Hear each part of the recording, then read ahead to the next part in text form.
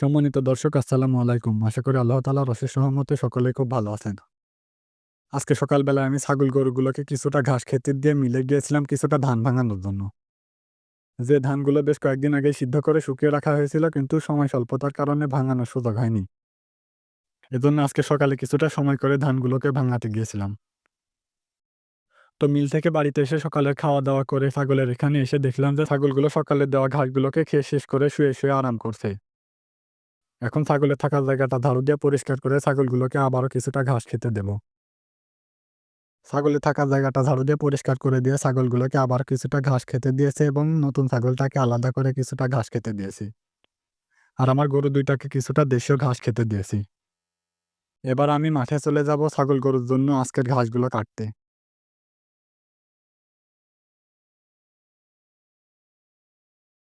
তো আমার মাঠে আসা বেশ অনেকক্ষণই হয়ে গেছে এবং আজকে ছাগল গরুর জন্য যে ঘাসগুলো প্রয়োজন সেই ঘাসগুলোকেও কাটা হয়ে গেছে।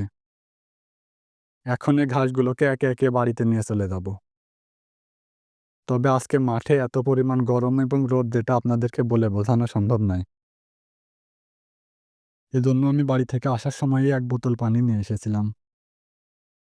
তবে পানিটাও প্রায় ফুরিয়ে গেছে। তবে পানিটা এখন ফুরিয়ে গেলে তেমন কোনো সমস্যা হবে না। এর কারণ হলো এখন এই ঘাসের বোঝাগুলোকে আমি একটা, একটা করে বাড়িতে নিয়ে যাবো। যার ফলে বাড়িতে গেলে পানি খাওয়ার সুযোগ হবে। মাঠ থেকে ঘাসগুলো নিয়ে এসে মেশিনে চুর করে ছাগল গরুগুলোকে কিছুটা খেতে দিয়েছিলাম। আর যেহেতু এখন দুপুর পেরিয়ে গেছে এ কারণে ছাগলগুলোকে আজকের দানাদার খাবারটা দিয়ে দিয়েছি। এখন ছাগলগুলো দানাদার খাবারটা খেতে, খেতে ছাগলের বাইরে থাকা জায়গাটা ঝাড়ু দিয়ে পরিষ্কার করে দেব এবং দানাদার খাবারটা খাওয়া হয়ে গেলে তাদেরকে আবার নতুন করে ঘাস খেতে দেব। আর ছাগলগুলোকে কিছুটা ঘাস খেতে দিয়ে আমি আমার গরু ২ টাকে গোসল করিয়ে দিব। এখন প্রায় বিকেল হয়ে এসেছে এবং ছাগল ও গরুর পেটও প্রায় ভর্তি হয়ে গেছে। আর কিছুটা খাবার দিলেই তাদের পেট সম্পূর্ণ ভরে যাবে। তো এখন আমি আবারও মাঠে চলে যাব আমাদের সবজির ক্ষেতে সবজি তোলার জন্য। আর যে বেলাটুকু রয়েছে এই বেলাতে আমার মা ছাগল গরুগুলোকে খাবার দেবে। আপনাদেরকে হয়তো একটা বিষয় জানানো হয়নি যে আমরা গরু ছাগল পালনের পাশাপাশি বিভিন্ন ধরনের সবজি ও ফসল আবাদ করে থাকি।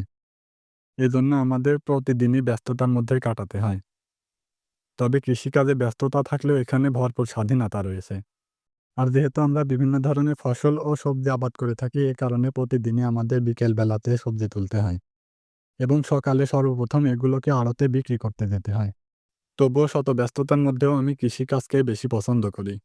যেহেতু বিকেল হয়ে এসেছে এজন্য আমি মাঠে চলে যাব সবজি তুলতে এজন্য ভিডিওটিকে আর বড় করব না।